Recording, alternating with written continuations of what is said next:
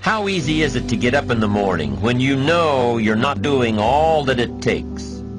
It's not very easy at all. You can just lay there awake thinking, oh, what's a few more minutes in bed? It won't matter much anyway. Wrong. It does matter. It will matter. Now, how easy is it to get up in the morning when you're pouring it on, doing the best you can, anxious to get going, make progress toward your dreams? It's a whole different story. When you're resting to renew your reserves, it's much different than resting to avoid your day.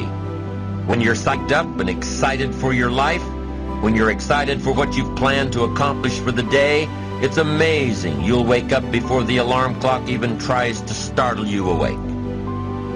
Your successes fuel your ambition. Your successes give you extra energy. Your successes pave the way for more successes. It's the snowball effect. With one success, you're excited to meet another, and another, and another. And pretty soon, the disciplines that were so difficult in the beginning, the disciplines that got you going, are now part of your philosophy. How do you know when you're successful? Do you have to be a millionaire? No.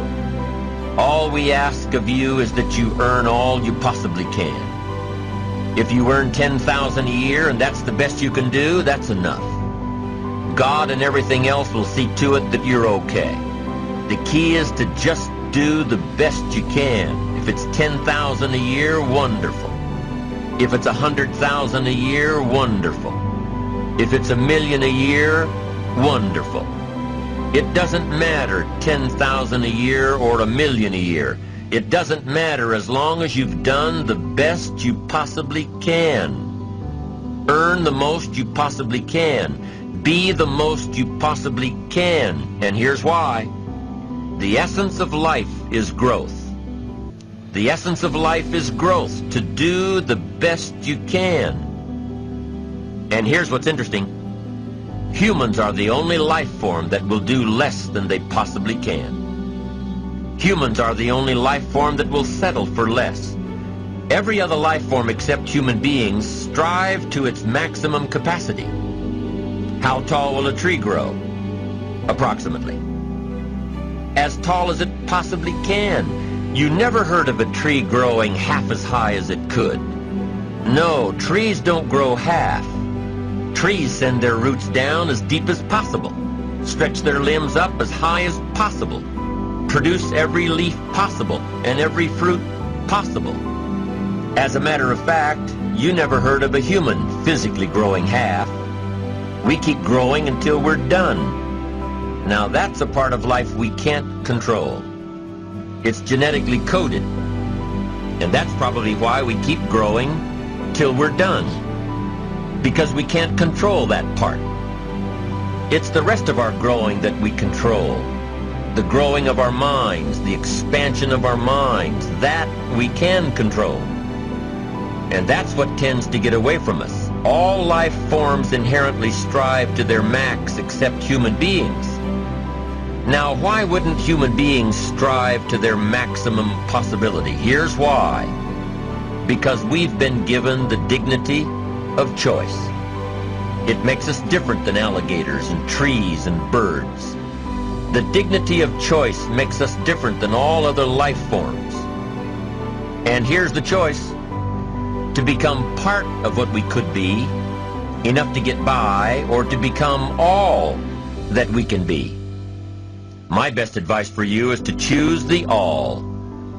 Earn all you can, make all the friends you can, read as many books as you can, develop as many skills as you can, see as much as possible, do as much as possible, make as much fortune as possible, give as much of it away as possible. The max. There's no life like it. I'm telling you, once I got on track, I've never looked back.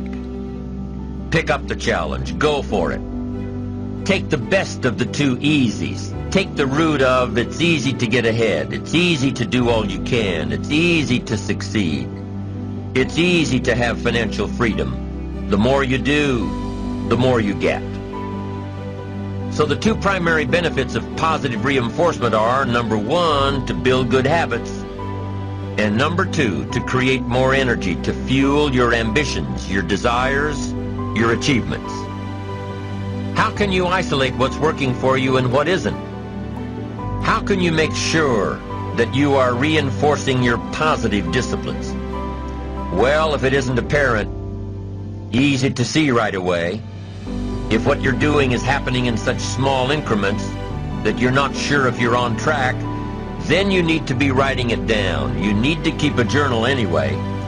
But if you really aren't sure that what you're doing is making measurable progress, you need to keep a written record. You need to write down everything that may be relevant in your day. What you did, who you saw, what you felt, how it may or may not affect you now and in the future.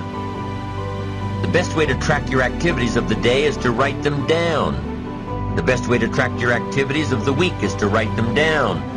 The best way to analyze your progress through the year is to have written it down. Why?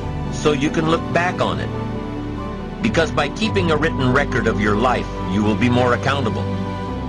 By putting into writing the action steps that you have planned, you will easily see what works and what doesn't.